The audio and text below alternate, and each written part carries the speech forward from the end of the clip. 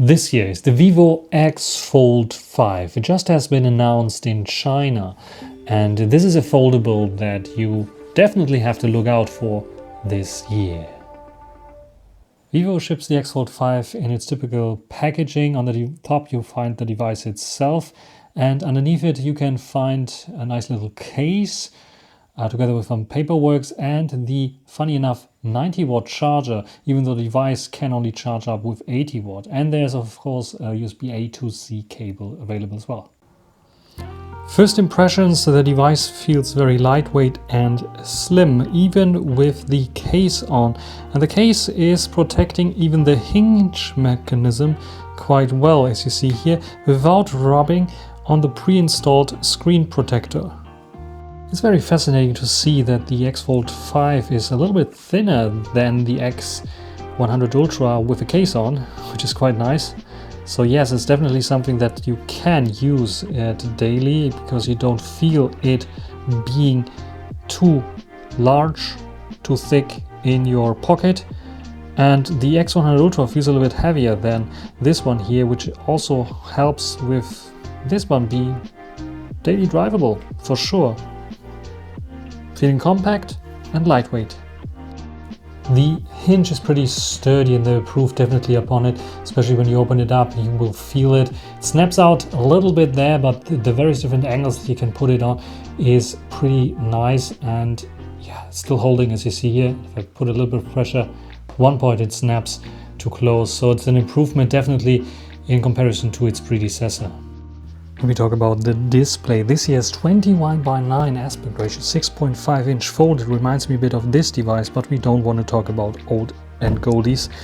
And 120Hz LTPO AMOLED screen tech, and it's very, very bright, 5000 nits brightness, over 5000 Hertz PWM dimming, and the outer display is not the only highlight.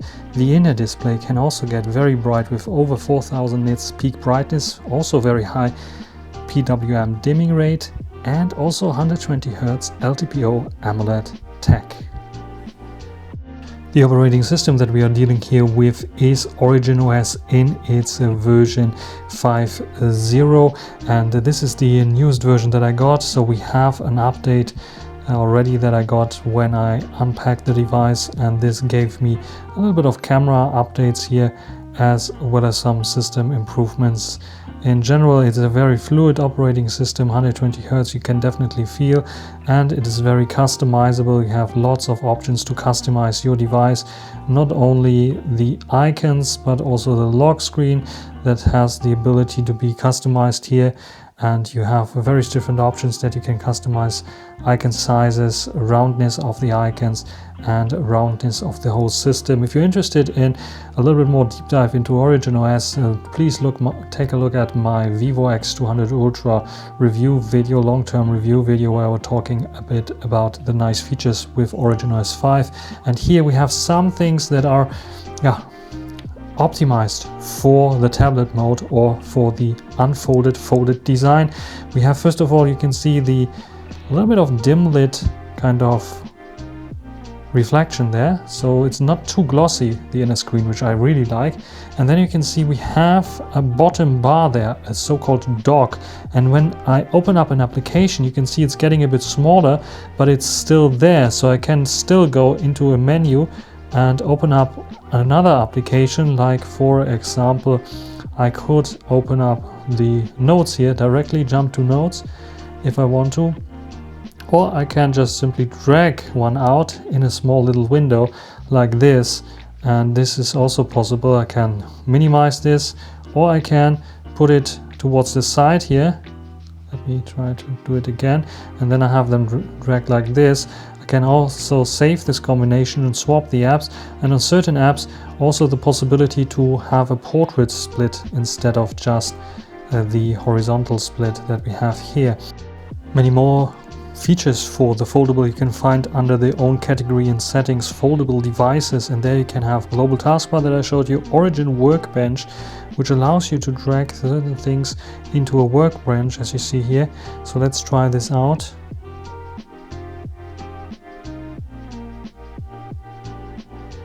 There we go. And now I have the possibility to just drag an app in here, like Chrome for example. And I can also add maybe YouTube and drag it in here. And multiple other apps that I can open up, like for example this one here. That's just simply downloading now things, and then I can go in here and kind of navigate through this app while I have all the other apps live running. So I can go in here, can scroll around, and you will see that it's still running there. Go to YouTube, go here, see that this app needs to be installed right now, probably will be closed. And yeah, these are very nice stage manager vibes that I get here. That is very nice for multitasking. It's something different for sure for Foldable. And it's freshly new. It is maybe not as effective at what Oppo and Oxygen or as on OnePlus is doing, but this one is very fluid and nice. I really like to use it for long term to see if this can be useful. And you can also save it. You can see I have this workbench mode.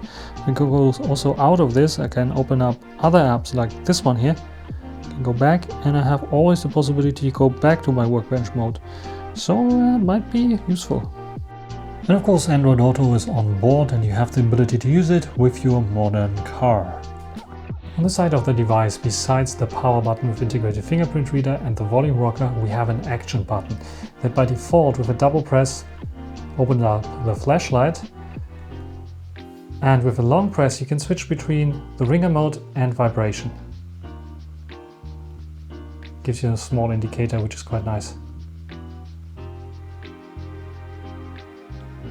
The USB port on the bottom is USB-C and USB 3.2 standard that also supports display out.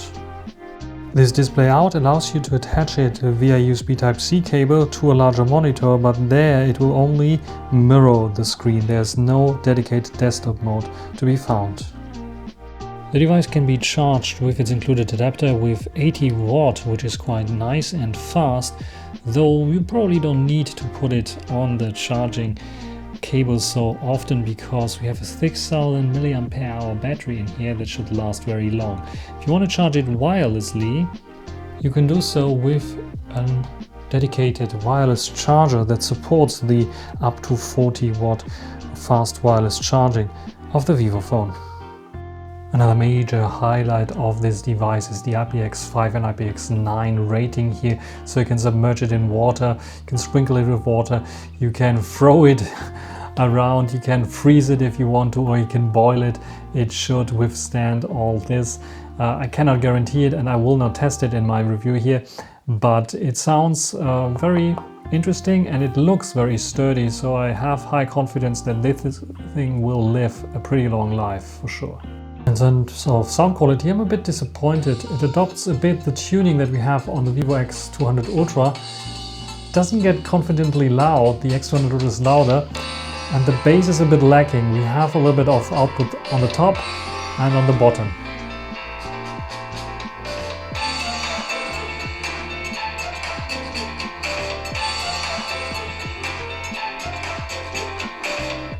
But it doesn't sound full, so no. The speakers I don't really like on the Vivo X Fold 5. They're okay, but I heard already definitely better. When it comes to haptics, it reminds me a lot of the Vivo X200 Pro. It is definitely better than the Vivo X200 Ultra in terms of haptics when you're typing. It's a bit weaker than the X100 Ultra, so it is a good middle ground there. It's definitely not the best that I had felt on a Foldable for sure. When it comes to the fingerprint unlock, it is working very reliable, so I don't feel it's a downgrade from the in-display ultrasonic fingerprint reader that we had on the X Fold 3 Pro. It's working quite fast, and also the face unlock is working quite fast, the 2D one, without much hassle. Talking about the cameras, we have a triple 50 megapixel setup there with the main camera sensor 101.56 inch sized sensor, f1.6. We have a periscope zoom 3x 101.95 inch size sensor and 85mm f2.6, and then we have an ultra wide angle 15mm 1/2.76 inch size sensor, so a bit of a smaller sensor, but also f2.1 and with 50mm quite wide. And then on the front we have a front-facing 20 megapixel sensor, and the same sensor we have also on the inside there. It's also 20 megapixels. I put this to a test and I will show you my first impressions with all the cameras now. The front-facing camera sadly can only record in 1080p. It doesn't matter if it's like the outside one or the inside one, because they're using the same kind of sensor here. Yeah, so sadly only 1080p. How good is HDR here? How good is my voice using the internal mics? What do you think about the front-facing camera here? The main camera sensor can record at 4K 30 frames per second, and I have the possibility to flip open up, and using the outside screen for seeing myself here, but I don't have any controls on the outside screen, so I cannot do anything there, so I have to switch to the back side, and then I have controls to go to the ultra wide angle here. The ultra wide angle I think is ideal for vlogging. How good is the wind suppression here of the mics, and let's perform a little zoom there, maybe on the car, because it's not so far away and the zoom is not so great. 3x zoom here, 70mm, we can go up to 10 times there, and we can zoom up even further here, up to 15 times. It's quite clear, at least on screen. What do you think? Let's go back to 1x. 1x is interesting because here this is 50mm and this is 23mm. So yeah, they're not sticking to the 35mm that they have on the Ultra model, just 23mm, just like every other smartphone camera is doing. So what do you think about the video quality on the Vivo X Fold 5? My mistake. I thought I cannot see the user interface, but what I have to do is actually switch to the front-facing camera, which is the inside camera, and then toggle the outside screen, and then the UI is on the outside screen, and this allows me also to go to ultra wide angle or 2x zoom, actually 3x zoom, is it? 2x zoom and 1x. So yes, you have the ability to also see the outside user interface and use it without like going to the back, but then you're limited not to use the telezoom lens, which is also a bummer somehow. Look at these shots with the selfie cam. They're surprisingly usable and useful, just like those. But also the main camera shot with the Carl Zeiss natural color, you find very nice shots. And surprisingly enough, the periscope zoom is also quite usable, even though it is getting a bit soft if you zoom in too much. But 5x up to 10x is definitely very usable, as you see here. It retains lots of details there, even though when you move in a little bit further, yes, it is like getting a little bit too much AI processed. But what do you think about those here?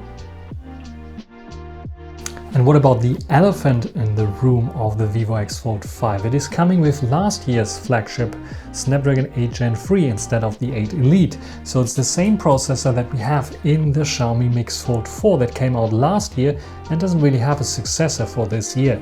So I think it might make more sense to take a look at those here both. So if you're interested in those, I will do a comparison between those, especially when it comes to the cameras, because we have a very nice camera setup here that definitely with its Leica setup is trying to compete against the Zeiss setup here. And can this older foldable beat this newer foldable from Vivo, now that they're roughly the same size in terms of thickness? Before, the X Fold 3 and 3 Pro were definitely very large and definitely thicker than the Mix Fold 4, and this time around they are competing head to head, toe to toe against each other in one of my upcoming videos. Overall, my first impressions of the X Fold 5 are quite surprising that they got it this slim, seeing the last X Fold device that was a lot larger and thicker than this one here. It's a pleasant surprise. It's a bit of a surprise that we don't have the Snapdragon 8 Elite here.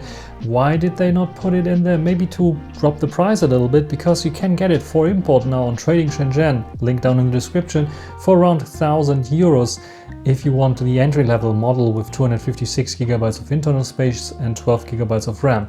This version here is having 16 gigs of RAM and 512 gigabytes of storage and goes for around 1,300 euros right now. So these are the prices that you have to pay if you want to import them. In China, of course, they are a tiny little bit cheaper to get there for sure. Otherwise, yeah, I cannot complain about this device. I think the photos are solid, the videos are solid, everything about it is very, very solid. I have to compare and let it compete against the Mix Fold 4 to tell something more about this, and I have to check it out a little bit more in maybe a long-term review as well. If you're interested in this, hit the like button and subscribe, as well as giving me a comment down below. That's everything for this video. Hope you enjoyed it. Thanks for watching. Until the next time, bye.